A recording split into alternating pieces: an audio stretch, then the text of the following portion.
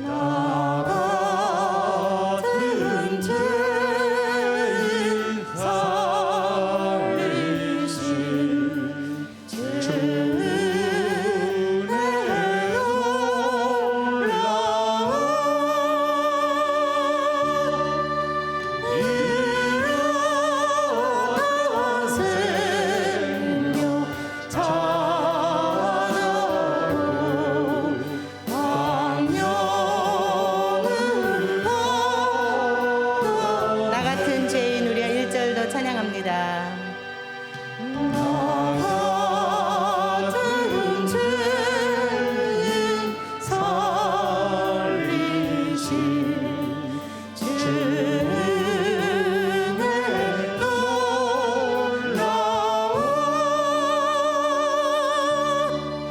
일어난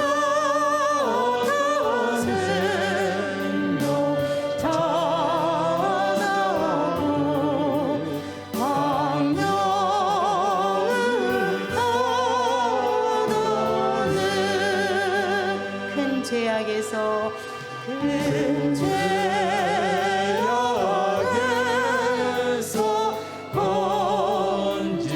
건지신 주의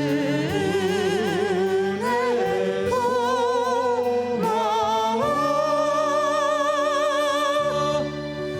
나 작은 믿음 그 시간 귀하고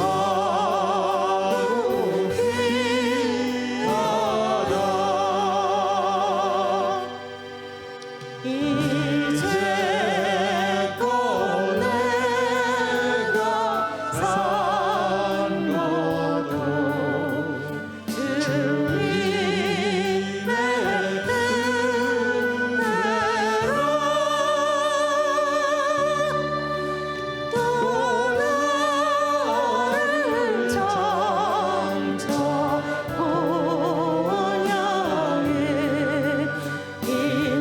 인도해 주시리 이제껏 내가 산 것도 3절 찬양합니다. 이제껏 내가 산 것도 주님의 은혜라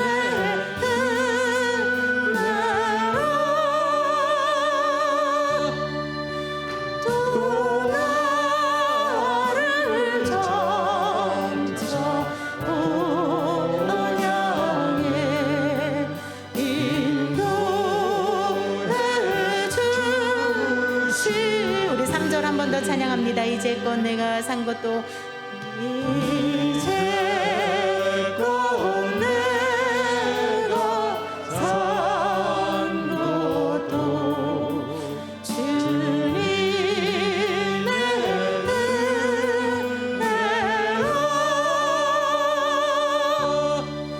또 나를 점점 본향에 인도해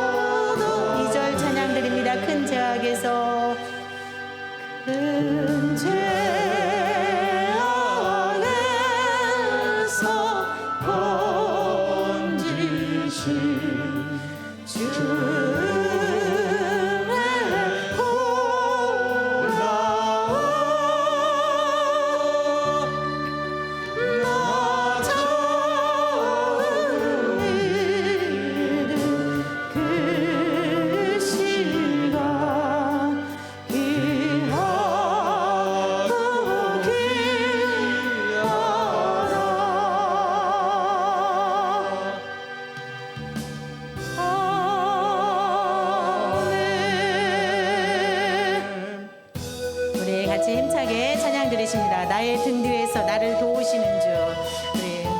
우리 주님 의지하며 주님을 믿음으로 찬양합니다.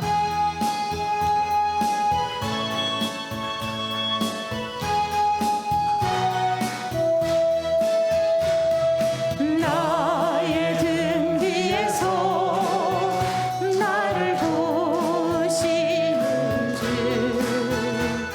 나의 인생길에서 지치고 고나여 내 일처럼 찾아왔고 싶을 때 나를 밀어주시네. 일어나 걸어라. 일어나 걸어라. 내가 새 힘을 드리니. 일어나 너 걸어라. 내 너를 우리 1절 찬양 들으십니다. 나의 등 뒤에서 나의 등 뒤에서 나를 도우시는 주, 나의 인생길에서 나의 인생길에서 지치고 고나여 매일처럼 찾아왔고 싶을 때 나를 밀어주시네. 일어나 걸어라. 주님 말씀하십니다. 일어나 걸어라. 내가 새 힘을 주리니. 일어나 너 걸어라. 내 너를 도우리. 나의 등 뒤에서 나를 도우시는 주, 영원히 길을 갈 때 보이지 않아도 지치고 고나여 넘어질 때면 다가와 손 내미시네. 일어나 걸어라. 일어나 걸어라. 내가 새 힘을 주리니. 일어나 너 걸어라. 내 너를 우리 2절로 찬양 들으십니다. 나의 등 뒤에서 나의 등 뒤에서 나를 도우시는 주, 평안히 길을 갈 때 영원히 길을 갈 때 보이지 않아도 지치고 고나여 넘어질 때면 다가와 손 내미시네. 나에게 말씀하십니다. 일어나 걸어라. 내가 새 힘을 주리니. 일어나 너 걸어라. 내 너를 도우리. 나의 등 뒤에서 나를 도우시는 나의 등 뒤에서 나를 도우시는 주, 때때로 뒤돌아보며 때때로 뒤돌아보며 여전히 계신 주, 잔잔함에 서로 바라보시며 나를 재촉하시네. 일어나 걸어라. 일어나 걸어라. 내가 새 힘을 주리니. 일어나 너 걸어라. 내 너를 우리 한 번 더 찬양 드립니다. 3절 찬양합니다. 나의 등 뒤에서 나를 도우시는 주, 때때로 뒤돌아보면 여전히 계신 주, 잔잔한 미소로 잔잔한 미소로 바라보시며 나를 재촉하시네. 일어나 걸어라 말씀하십니다. 일어나 걸어라. 내가 새 힘을 주리니. 일어나 너 걸어라. 내 너를 도우리. 우리를 도우시는 주님이 나의 하나님이신 줄 믿습니다. 우리 같이 계속해서 찬양 드리십니다. 하늘의 문을 여소서. 이곳에 임재하여 주시기를 사모합니다. 우리 예배를 받으시는 주님 앞에 우리 영으로 전심을 다해서 찬양합니다. 하늘의 문을 여소서. 이곳에 주목하소서. 주를 향한 노래가 꺼지지 않으니 하늘을 열보소서. 이곳에 임재하소서. 이곳에 임재하소서. 주님을 기다립니다. 기도의 향기가 하늘에 닿으니 주여 임재하여 주소서. 이곳에 오셔서 이곳에 앉으소서.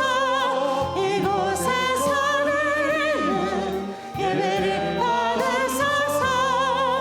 주님의 이름이 주님의 이름만이 오직 주의 이름만 이곳에 있습니다. 이곳에 오셔서 이곳에 오셔서 이곳에 앉으소서. 이곳에서 드리는 예배를 받으소서.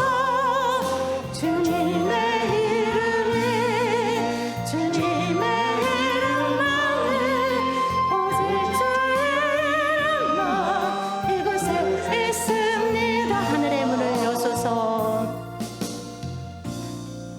하늘의 문을 여소서. 이곳에 주목하소서.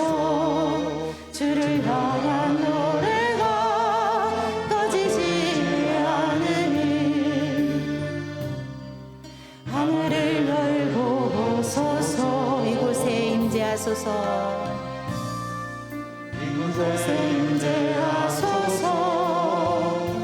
주님을 기다립니다.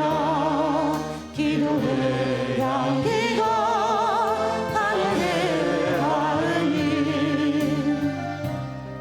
주여 임재하여 주소서.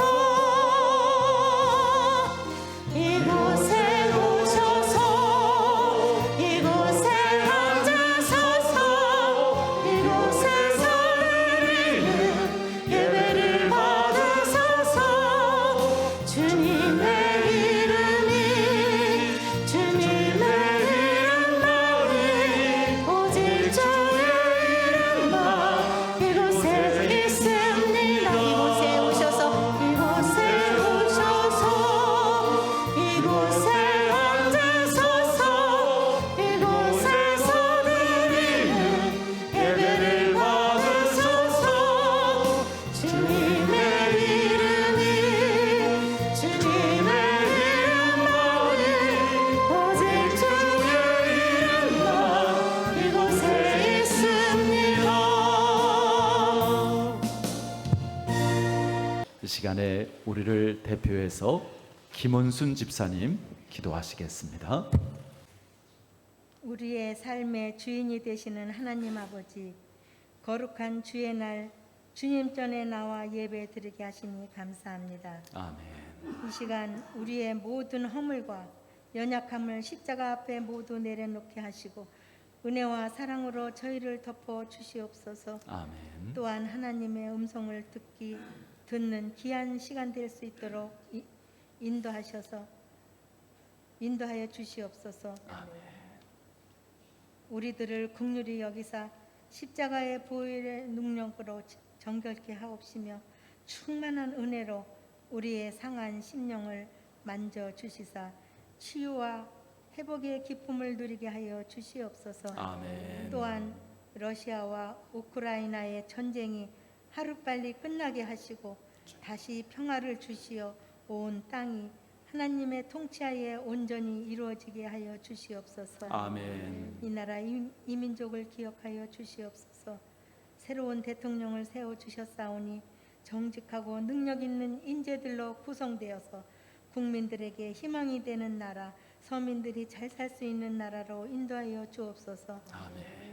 위정자들이 서로 당파 싸움하지 않고 서로 협력하여 선을 이루는 나라가 되게 하옵소서. 아멘. 우리 구황재단을 기억하시사 아직은 코로나가 완전히 소멸된 것은 아니지만 예전의 자리로 조금씩 찾아가고 있게 하심을 감사드립니다. 앞으로 더 부흥하게 하시고 다음 세대를 이어가는 교회 되게 하옵소서. 아멘. 사랑하는 목사님 단위에 세우셨사오니 오늘 말씀도 생명의 말씀, 진리의 말씀, 축복의 말씀을 선포하게 하시어 듣는 저희들에게는 한없는 은혜의 시간 되게 하여 주시옵소서. 아멘. 일일이 간구하지 못한 것 많습니다. 주님께서는 다 아시오매 모든 것 다 지켜주실 줄 믿고 우리 주 예수 이름 받들어 기도드렸사옵나이다. 아멘.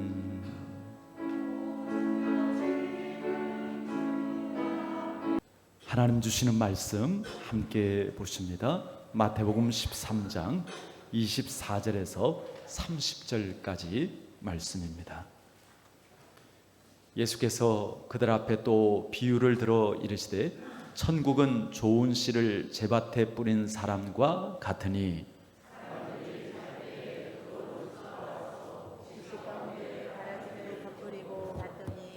싹이 나고 결실할 때에 가라지도 보이거늘 집 주인의 종들이 와서 말하되 주여 밭에 좋은 씨를 뿌리지 아니하였나이까. 그런데 가라지가 어디서 생겨났나이까. 주인이 이르되 원수가 이렇게 하였구나. 종들이 말하되 그러면 우리가 가서 이것을 뽑기를 원하시나이까. 주인이 이르되 가만두라. 가지를 뽑다가 곡식까지 뽑을까 염려하노라. 같이 읽습니다. 둘 다 추수 때까지 함께 자라게 두라.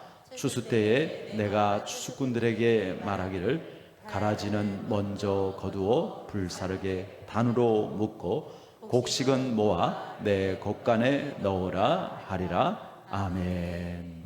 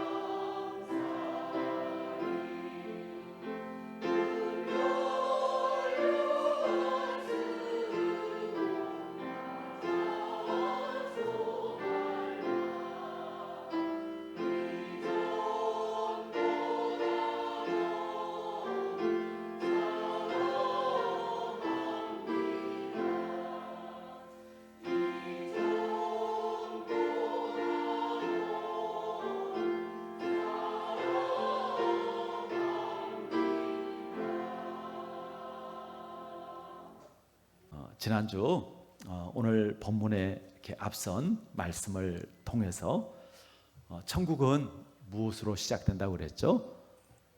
말씀으로. 말씀이 씨라고 그랬죠. 그러니까 하나님의 말씀으로 천국이 시작되고, 그 말씀이 좋은 마음의 밭에 뿌려지고 심겨질 때 100배, 60배, 30배의 열매를 맺는다는 것을 들었습니다. 열매 맺지 못하는 길가 같은 밭, 또 돌짝밭, 가시덤불밭, 이런 마음밭에는 말씀의 씨가 떨어져도 열매가 맺어질 수 없습니다. 그래서 이런 마음의 밭은 어떻게 해야 돼요? 그것을 깊이 갈아엎고, 그리고 돌들은 치워버리고요, 가시덤불은 뽑아버려야 되고요. 우리 마음의 염려, 근심, 부정적인 마음, 욕심 같은 악한 것들, 그것을 제거할 때 하나님의 말씀이 잘 뿌리 내리고 그리고 열매 맺게 되어집니다. 어떻게 그렇게 할 수 있습니까? 우리가 계속해서 하나님을 가까이 하고 예배하고 말씀과 기도와 순종의 생활을 통해서 우리의 마음이 계속해서 기경되어지고 좋은 마음의 밭이 되어질 수 있는 것이죠. 그렇게 함으로 정말 우리의 삶에, 우리의 신앙생활에 많은 열매가 맺어지게 되기를 바랍니다. 자, 오늘은요 또 다른 천국에 대한 비유의 말씀을 주시는데요, 오늘 설교 제목 다 같이 한번 화면 보시면서 읽어볼까요? 좋은 열매를 원하시는 하나님. 본문을 흔히 곡식과 가라지의 비유, 그렇게 부르죠. 마태복음 13장의 천국은 하나님의 다스림 가운데 이 땅에서 누리는 천국을 의미하는 것이라고 말씀을 드렸습니다. 이 땅에서의 천국은요, 앞으로 예수님께서 이제 다시 오시면 이루어질 완전한 천국하고는 좀 차이가 있습니다. 오늘 말씀을 통해서도 이렇게 보면 이 땅에서 이루어져가는 그 천국은 곡식만 있는 것이 아니라 무엇도 같이 있어요? 가라지도 같이 있습니다. 선과 악이 함께 있습니다. 좋은 것과 나쁜 것이 같이 있어요. 오늘 이 비유의 내용을 다시 한번 우리가 보면, 천국은 마치, 이제 비유로 말씀하는 거예요. 이게 천국의 전부를 보여주는 것은 아닙니다. 목사님, 천국이 이런 거예요? 천국의 한 부분이 이렇다라는 것입니다. 천국은 마치 자기 밭에다 좋은 씨를 뿌리는 사람과 같다고요. 어떤 사람이 자기 밭에 좋은 씨를 뿌렸는데 사람들이 잠자는 동안에 그 원수가 와서 밀밭에 가라지를 뿌리고 갔습니다. 밀이 싹이 나고 이제 결실을 할 때가 되었는데 보니까 밀만 있는 게 아니라 가라지도 함께 섞여 있는 것입니다. 그래서 그 집 종들이 주인한테 와서, 주인님, 아니 우리가 분명히 좋은 씨를 뿌리지 않았습니까? 그런데 밭에 가보니까 가라지가 같이 있습니다. 그러니까 주인이 하는 말이, 원수가 그랬구나. 그러면 우리가 그것을 다 뽑아버릴까요? 그러니까 주인이, 아니다, 가만히 둬라. 가라지를 뽑다가 곡식까지 뽑으면 안 되니까 추수 때까지 그냥 함께 자라도록 내버려둬라. 추수 때가 되면은 내가 추수꾼에게 먼저 가라지를 뽑아서 단으로 묶고 어떻게 한다고요? 불태워 버리고. 그것은 쓸모없으니까요. 그래서 그것은 불태워 버리고 이제 곡식은 내 곡간에 거두어 드리겠다라고 주인이 말합니다. 예수님께서 이 비유를 말씀하시고 우리 지난번 비유처럼 다시 이제 이 비유에 대해서 자세하게 설명을 해주십니다. 본문 이제 오늘 우리가 읽었던 말씀 뒤쪽에 이제 36절부터 가라지 비유에 대한 설명이 나와 있는데요. 그 설명에 의하면 좋은 씨를 뿌리는 이는 예수님이시고요. 밭은 세상을 의미하고요. 또 좋은 씨는 천국의 아들들이고 가라지는 악한 자의 아들들입니다.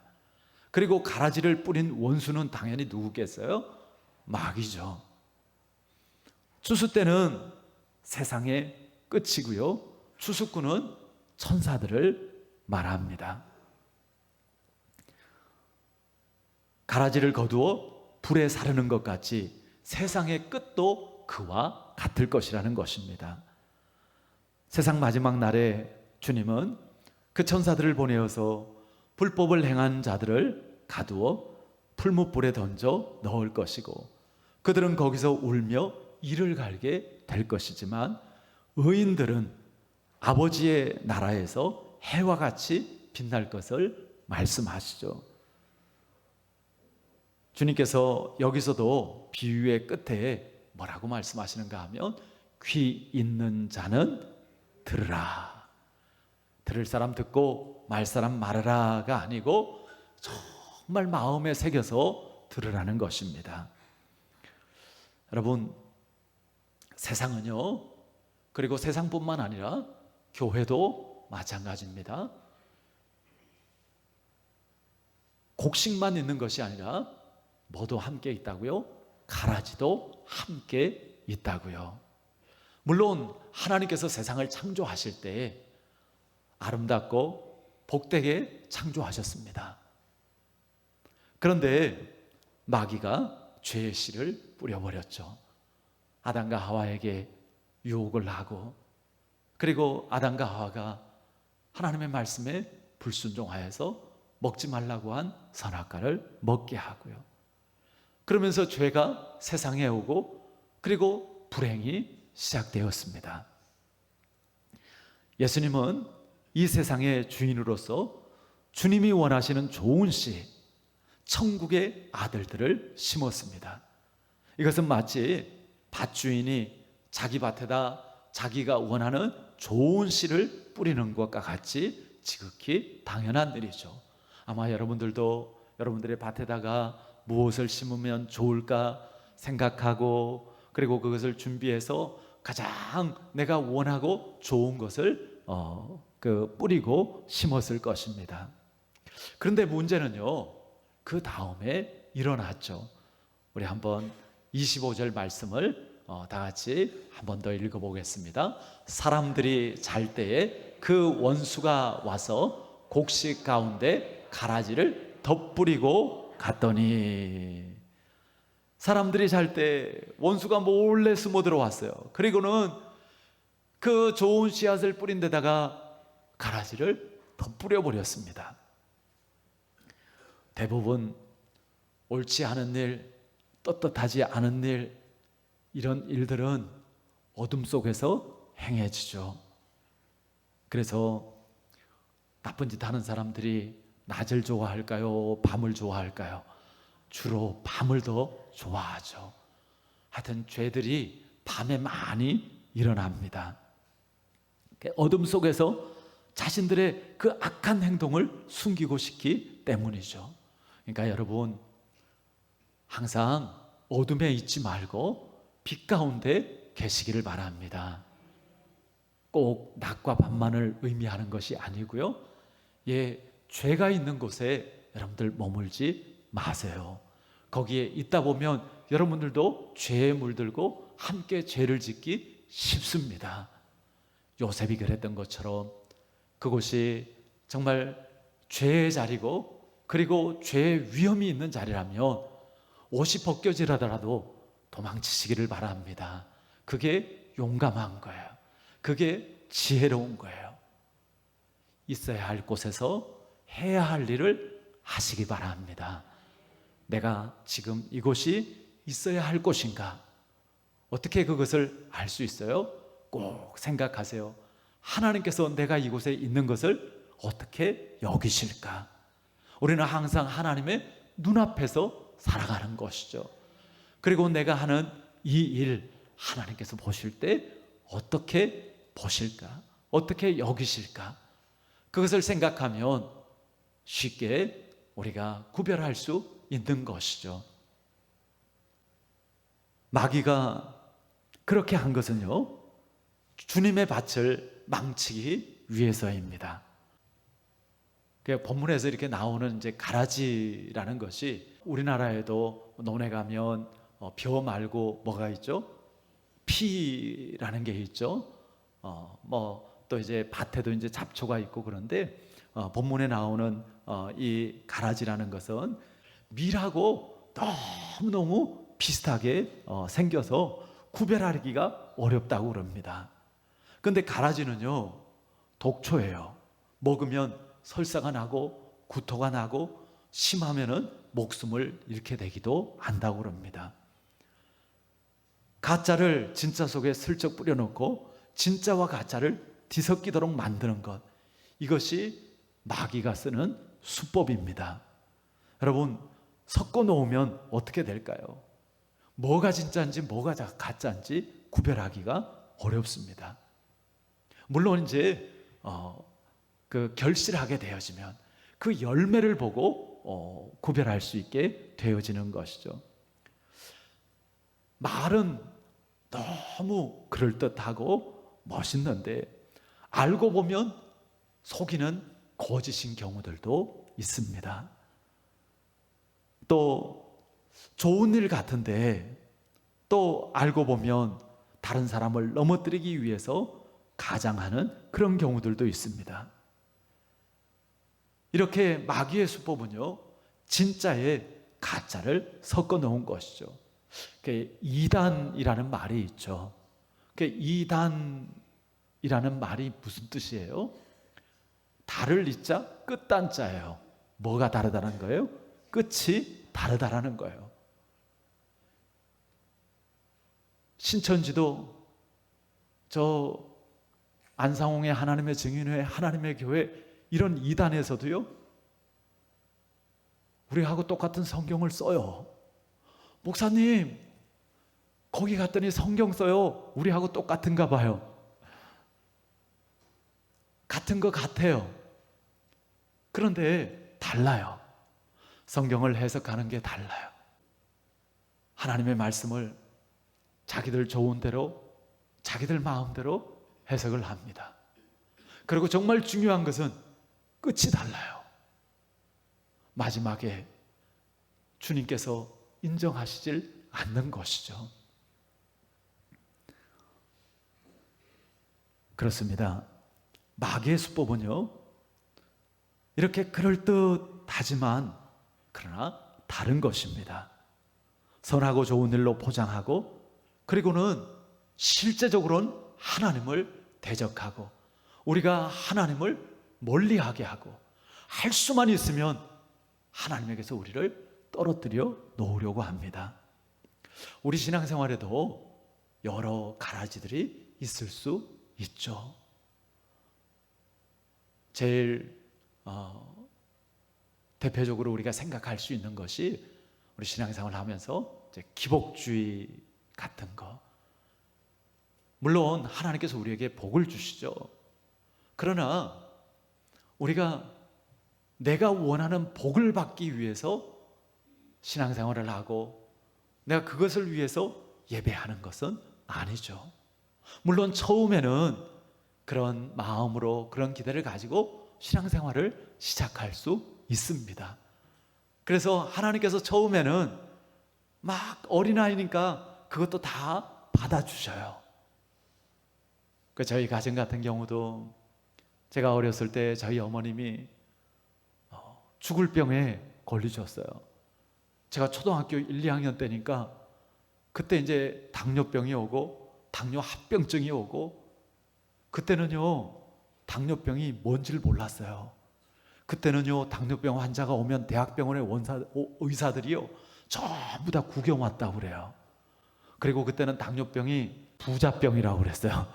그냥 잘 먹고 안 움직여서 생기는 그런 병이라고. 그러니까 제대로 치료가 안 되죠. 문제는 당뇨는 합병증이에요. 그래서 이제 막 여러 가지 이제 합병증이 오고, 그 병원에서 이제 오랫동안 입원해 계시고, 아유 뭐 더 이상 병원에서도 어떻게 할 수 없으니까 이제 집에 가셔서 맛있는 거 드시고 마음 편하게 지내세요. 다 나서서가 아니고 고칠 수가 없다라는 거예요. 그런데 하나님께서 그 사이에 우리 가정에 좋은 씨를 뿌려주셨어요. 조합장님 부인 박금순 권사님, 그때는 집사님이셨는데, 와서 계속해서 교회 나오세요. 예수 믿으세요. 예수 믿으면 하나님께서 고쳐주실 수도 있어요. 살려주실 수도 있어요. 하다 안 되니까 처음에는 그렇게 박대하다가 그냥 못 이기는 척하고 나가셨던 것 같아요. 뭐 때문에 뭘 기대하고 뭘 바라고 나갔어요? 오로지 하나죠. 병 낫는 거. 하나님께서는요, 그 어린아이 같은 그 바람, 그리고 그 필요 아시고 하나님께서 정말 은혜 가운데 치유해 주신 줄 믿으시기 바랍니다. 그러니까 하나님께서 처음 주님 만날 때 참 응답도 잘해 주시고요. 그리고 하나님께서 우리가 그 기도하는 것 잘 들어주세요. 그런데 여러분들 겪으셨겠지만 계속 그렇게 되던가요? 저도 처음에는 와, 하나님께서 내 기도만 듣고 계신 것 같아요. 아무것도 안 하시고 하나님께서 그저 나만 보시고 하나님께서 무슨 기도 하나 들으시고 빨리 응답해 주시고 이루어 주시고 정말 그러시더라고요. 그래서 와, 수지 맞았다. 이제 내 평생 걱정할 게 없다. 그냥 하나님 앞에 기도만 하면은. 근데 시간이 지나면서 그게 응답이 좀 시간이 걸리기도 하고 뜸해지기도 하고 안 되기도 하고, 아니 하나님께서 날 별로 안 좋아하시나? 왜 옛날 같지 않으시지? 하나님이 변하셨나? 근데 나중에 알고 보니까 하나님이 변하신 게 아니고 이제 하나님께서 나의 신앙이 자라기를 원하시는 거죠. 똑같아요.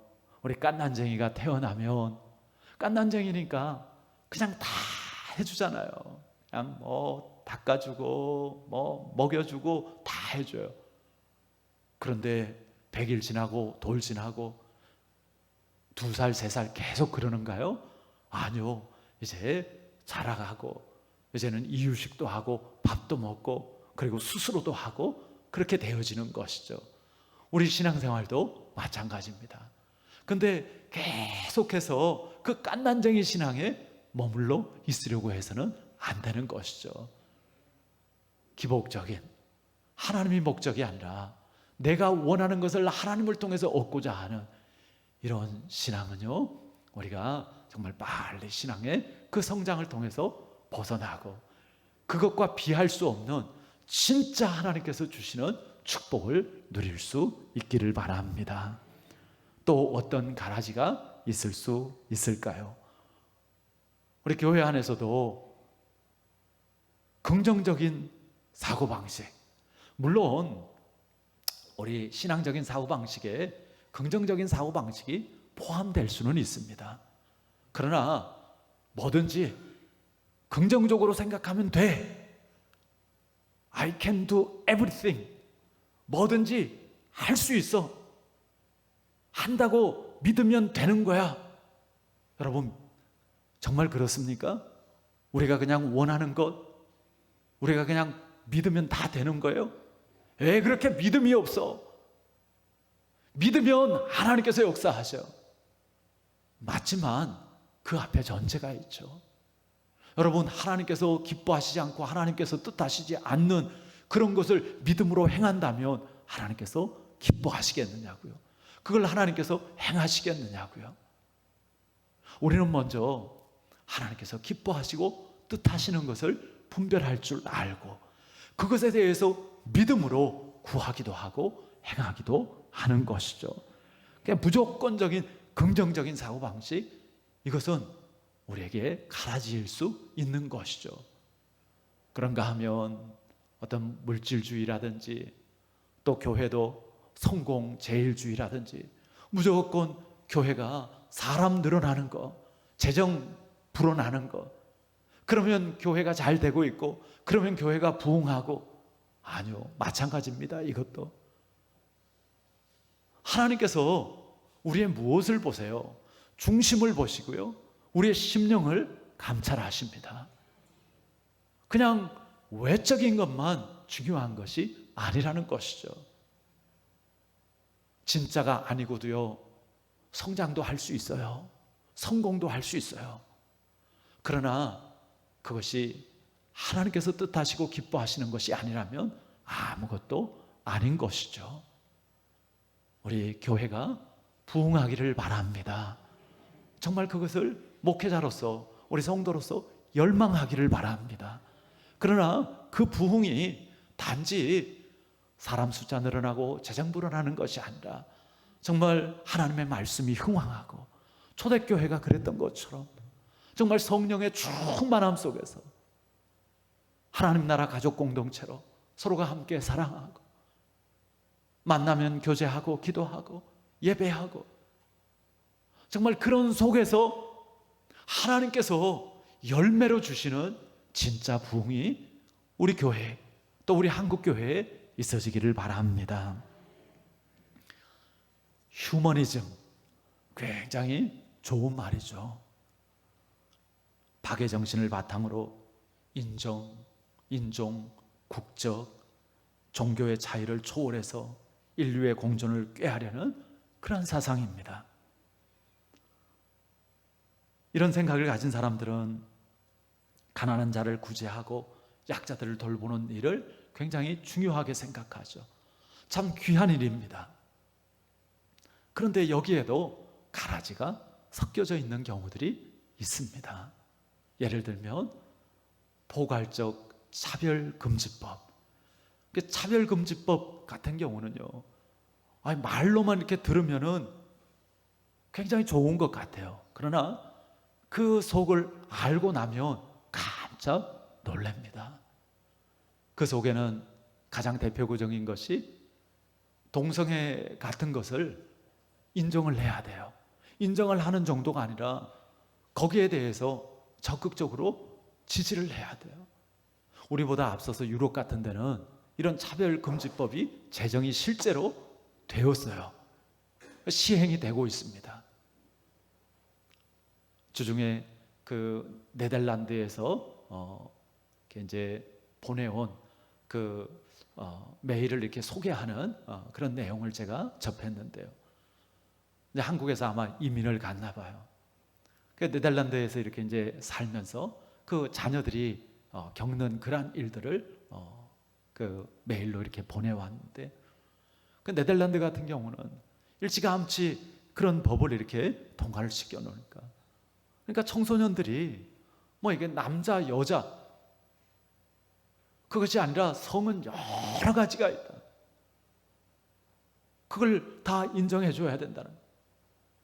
남자와 남자가 사귀고 같이 살고, 여자와 여자가 사귀고 같이 살고, 나는 남자도 괜찮고 여자도 괜찮고, 이런 거를 다 인정을 해줘야 된다는 거예요. 그걸 나쁘다고 말해서는 안 된다는 거예요. 그래서 그 중에 이제 언니는 수련회를 가야 되는데, 둘이서 이제 방을 써야 되는데, 그 짝꿍이, 짝을 지어줬는데 그 짝꿍이 트랜스젠더예요. 남자인데 자기는 여자라는 거예요. 그 이제 뭐 그대로 다 가지고 있고 그냥 여성 호르몬 주사만 맞아 가지고 이렇게 이제 가슴이 이렇게 커지고, 근데 그런 그 남자인지 여자인지 하고 같이 방을 써야 되는 거예요. 안 쓰겠다고 말을 못 하는 거예요. 그렇게 하면 안 되는 거예요, 법적으로. 지금 우리나라에서도 이 차별금지법을 이렇게 제정하려고 여러 가지 막 움직임과 노력들이 있어요. 또 반면에 그 사실을 이제 그 내용들을 알고 거기에 대해서 이렇게 반대하는 그런 또 이제 많은 분들도 이렇게 계시고요. 이게 다 뭐예요?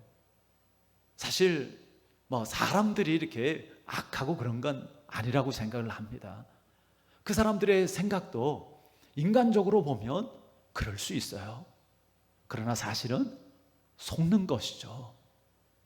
마귀가 뿌려놓은 그 가라가지 같은 그런 생각에 속는 것이죠. 세상을 창조하신 분은 하나님이시고, 그리고 하나님께서 이 세상을 다스리시고, 모든 기준은 하나님의 말씀이 되는 줄 믿습니다. 하나님의 말씀이 그렇다 하는데도 인간이 중심이 되어서 하나님도 인간을 위해서 있어야 되고, 하나님도 잘못되었을 수 있고, 이것은 정말 너무나 위험한 생각이죠. 악한 마귀는요, 우리의 믿음을 무너뜨리고 천국을 방해하기 위한 전략으로 끊임없이 가라지를 뿌려댑니다. 겉으로 보기에는 곡식처럼 생겼지만 곡식을 해치고 주인의 밭을 어지럽히는 가라지를 계속해서 뿌리는 것입니다. 자, 그런데요, 성경을 보면요, 종들이 와서 주인에게, 그러면 우리가 가서 이 가라지들을 다 뽑아버릴까요? 그렇게 물을 때 주인이 뭐라고 합니까? 한번 29절 말씀 다 같이 읽어보겠습니다. 주인이 이르되 가만두라, 가라지를 뽑다가 곡식까지 뽑을까 염려하노라. 주인이 뭐라고 그랬어요? 가만둬라. 그 이유가 뭐라고요? 가라지를 뽑다가 곡식까지 뽑을까 염려하노라. 무슨 의미예요? 주인의 관심이 가라지에게 있어요? 곡식에게 있어요? 곡식에게 있는 것이죠. 주인의 관심은 가라지가 아니에요. 가라지를 뽑는 것은 간단한 일일 수 있습니다. 근데 주인은 그렇게 하지 말라고 그래요. 그렇게 하다가 혹시 곡식이라도 다치면 큰일이기 때문입니다. 이것이 바로 우리를 사랑하는, 한 영혼을 천하보다도 귀하게 여기는 주님의 마음이고요, 그리고 천국의 원리인 것입니다. 저도 많이는 아니지만 이렇게 어릴 적에 생각해 보면 아버지하고 논에 가서 이렇게 피를 뽑은 적이 있어요. 따라가면 이제 아버지가 이렇게 피를 뽑으시면 저도 덩달아서 이제 가서, 근데 이게 변지 피인지 잘 구별이 안 되더라고요. 지금 고백하는데 제가 피인 줄 알고 꼽았는데 벼를 뽑기도 하고요. 어떤 경우에 피를 뽑는다고 뽑았는데 벼가 딸려서 뽑히기도 하고 그랬었습니다. 주님은 가라지를 뽑겠다고 설치다가 곡식이 다칠 것을 염려했습니다. 곡식과 가라지는 뿌리가 서로 뒤엉켜 있기 때문에 가라지를 뽑아내려고 하다가 잘못하면 곡식도 함께 뽑혀질 수 있기 때문입니다. 우리 교회에 가라지는 다 없애고 곡식만 있으면 얼마나 좋을까요? 그냥 착한 사람, 순한 사람, 목사님 말 잘 듣는 사람, 가라지 없이 곡식만 있으면 얼마나 좋겠어요? 그런데 여러분, 그럴 수 없습니다. 우리는요, 누가 곡식이고 누가 가라지인지 정확하게 알 수가 없습니다. 그리고 그렇게 하다 보면 곡식도 함께 다칠 수 있습니다.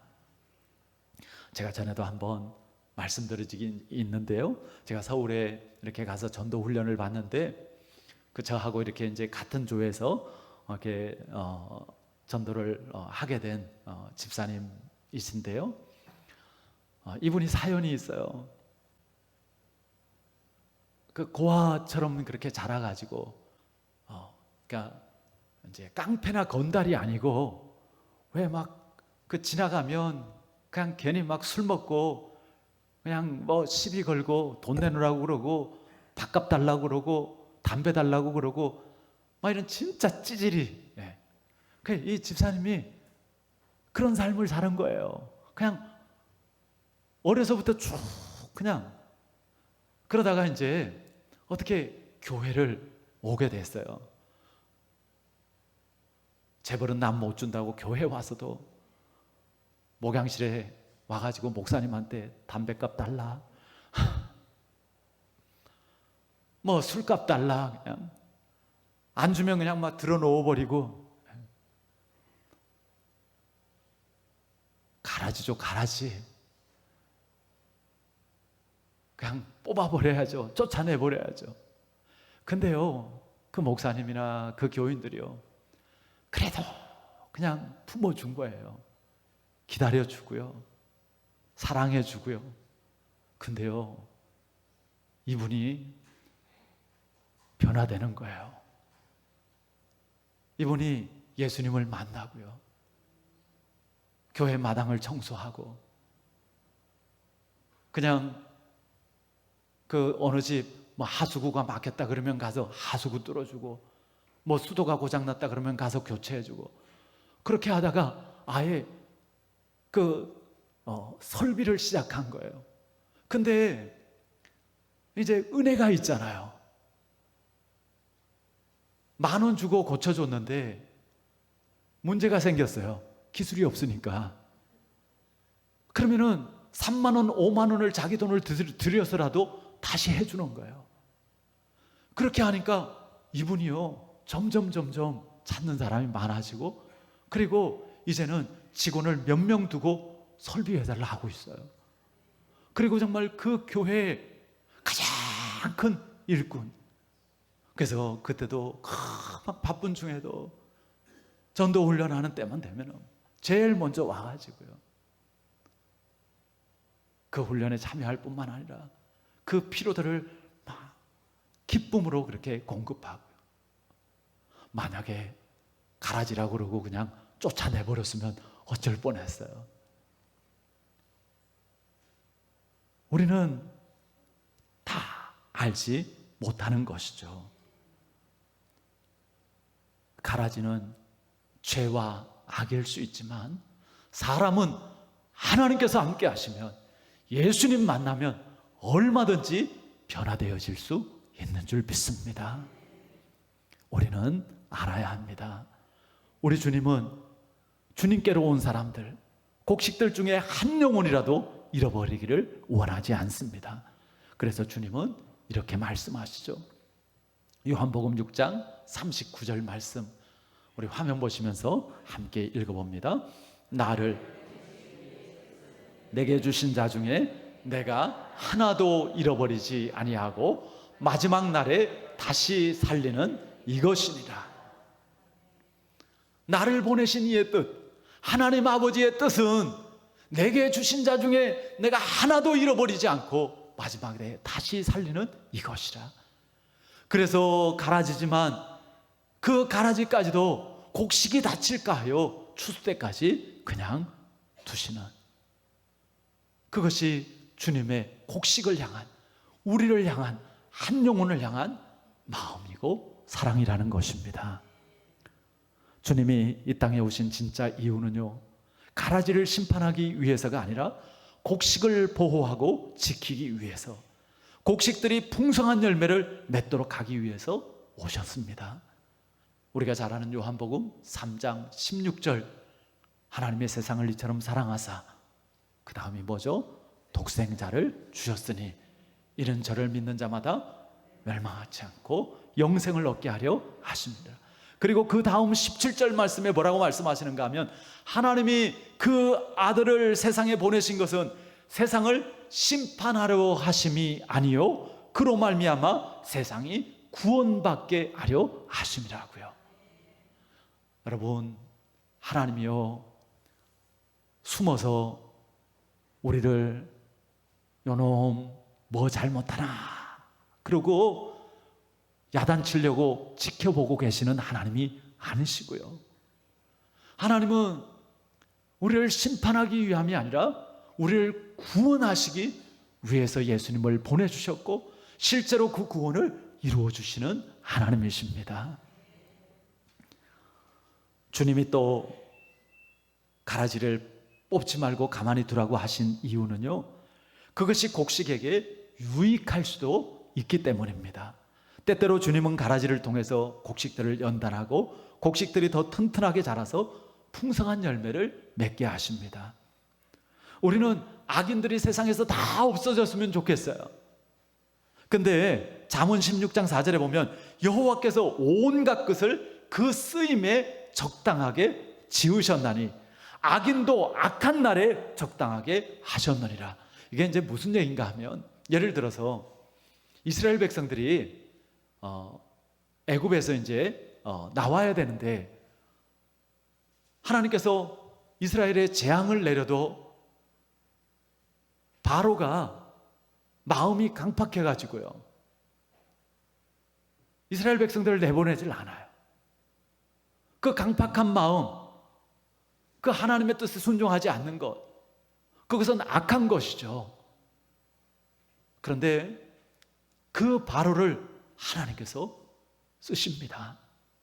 이스라엘 백성들이 하나님을 더 신뢰할 수 있는 도구로 쓰시는 것이죠. 야곱의 외삼촌 라반, 얼마나 욕심쟁이에요.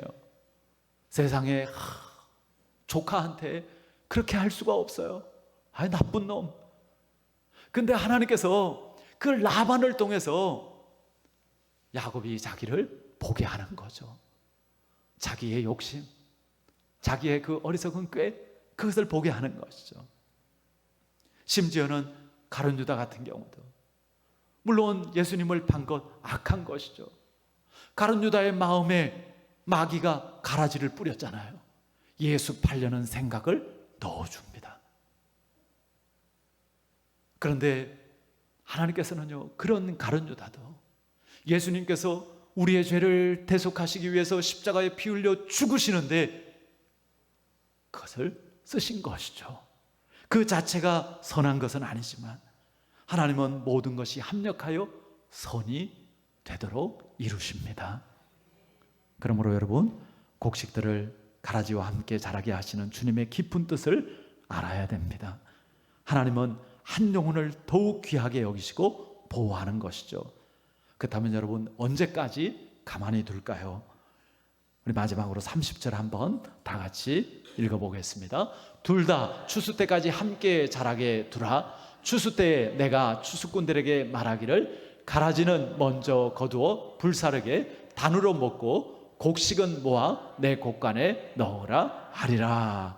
추수 때가 되면 곡식과 가라지를 분명하게 나눈다라는 것입니다. 이렇게 지난 월요일에 이제 아버님이 돌아가셨어요. 아직은 좀 실감이 안 나요. 이미 그것을 이제 많은 분들이 겪으셨겠지만, 이제 전에는 생각이 나면 전화드려서 통화도 하고 또 어쩌다가는 이제 직접 가서 뵙기도 하고 그랬는데, 이제는 생각이 나면 그냥 생각해야 되겠죠. 지난 일들을 생각하고, 또 생각해 보니까 지난 일들만 생각하는 게 아니라 천국 소망 가운데 또 이렇게 마주하지는 못하지만 주님 안에서, 믿음 안에서 또 함께 할 수 있다라는 그런 마음도 들어요. 뭐 가끔은 이렇게 울컥하기도 하는데, 근데 이제 그것보다도 제가 이렇게 가만히 생각해 보니까 아버님이 이렇게 돌아가시고 제일 먼저 저한테 와닿는 게, 이 날이 왔구나. 그러니까 아버님 돌아가시기 전에 계속 그런 생각이 들었거든요. 아버님이 분명히 이렇게 돌아가시는 날이 올 텐데, 안 올 수는 없는데, 하나님, 그날이 오면 어쩌죠? 오긴 올 텐데, 이제 그런 생각을 많이 했어요. 근데 이제 돌아가시니까 정말 오는구나. 이제 그게 제일 많이 저한테 이렇게 생각이 되어집니다. 여러분, 하나님께서 오늘 우리에게 주시는 이 말씀, 추수의 때 주님께서 다시 오시는 그날이 올 것입니다. 어느 때가 되어지면 제가 오늘 아버님의 그 죽음에 대해서 이야기하듯이 이미 이루어진 그날로 우리가 이야기하는 그날이 올 줄 믿습니다. 우리 주님의 밭에는 곡식만 있는 것이 아니고 가라지도 함께 자라고 있다고요. 누가 가라지고 누가 곡식인지 고민하지 마십시오. 하나님만이 판단하실 것입니다. 하나님이 원하시는 것은 곡식이고 더 좋은 열매를 맺는 것입니다. 우리가 가라지가 아니라 곡식이고 그리고 정말 더 좋은 그런 열매가 되기를 하나님은 원하신다고요. 주님은 우리를 사랑하십니다. 그리고 우리를 지키시고 보호하시고 돌보십니다. 그것이 주님의 다스림이고 그것이 바로 천국인 것이죠. 하나님의 다스림을 받을 때 우리는 천국의 삶을 사는 것입니다. 우리는 추수 때까지 인내하며 기다리는 것이죠. 물론 가라지 때문에 아픔이 있을 수 있습니다. 그것이 나를 힘들게 하는 사람일 수도 있고요. 아니면 어려운 환경일 수도 있고요. 나의 연약함일 수도 있고요. 죄의 유혹일 수도 있습니다. 그래도 그 가라지 때문에 내가 지금보다 더 좋은 열매로 자라갈 수 있고 또 맺어질 수 있다라는 유익을 생각하시길 바랍니다. 마지막 때까지 인내하면서 더 풍성한 생명의 열매를 맺을 수 있기를 바랍니다. 하나님이 원하시는 그러한 곡식이 되고 더 좋은 열매가 되어서 영원한 하나님의 나라로 옮겨지는 우리 교회와 모든 성도들 되기를 주님의 이름으로 축원합니다. 아멘. 하나님 아버지, 하나님께서 창조하신 이 세상 가운데 저희들을 두시고 비록 악한 마귀가 죄와 악의 가라지를 뿌렸지만 우리가 곡식으로 또 더 좋은 열매로 자라가게 하시고 무르익어가게 하심을 감사합니다. 예수님 만나고 하나님의 말씀을 통하여서 진리 가운데 이제 영원한 하나님의 나라를 향하는 이 땅에서의 천국을 살아가게 하심을 또한 감사합니다. 항상 깨어서 주님과 동행하는 삶이 되어지게 하여 주시옵시고 우리의 마음에도 정말 악하고 더러운 것 우리가 잘 분별하고 오직 선하고 복된 것으로 더 충만하고 우리가 예수님 닮아가고 하나님 나라 백성다운 그러한 모습으로 변화되어져 가게 하여 주시옵소서. 하나님께서 영육간에 우리를 다스려 주시기를 원합니다. 임하여 주시고 성령으로 충만케 하여 주시옵소서. 이 시간에도 믿음으로 하나님께 우리의 모든 것을 맡기고 의지합니다. 하나님, 영육간에 치유하심과 온전케 하심으로 역사하여 주시옵소서. 어둠의 권세가 떠나가게 하셔서 우리의 마음에 오직 하나님 주시는 빛으로 선한 것으로 복된 것으로 채워지게 하여 주시옵시고 하나님의 기뻐하시는 뜻을 따라서 이 새로운 한 주간도 온전히 주의 영광을 나타내는 삶을 살아가게 하여 주시옵소서. 이제는 우리 주 예수 그리스도의 크신 은혜와 하나님 아버지의 지극하신 사랑하심과 성령님의 감화감동 충만 역사하심이 하나님께서 원하고 기뻐하시는 곡식 더 좋은 열매가 되기를 소원하고 결단하는 모든 하나님의 거룩한 자녀들 머리 위에 지금부터 영원까지 함께할지어다. 아멘.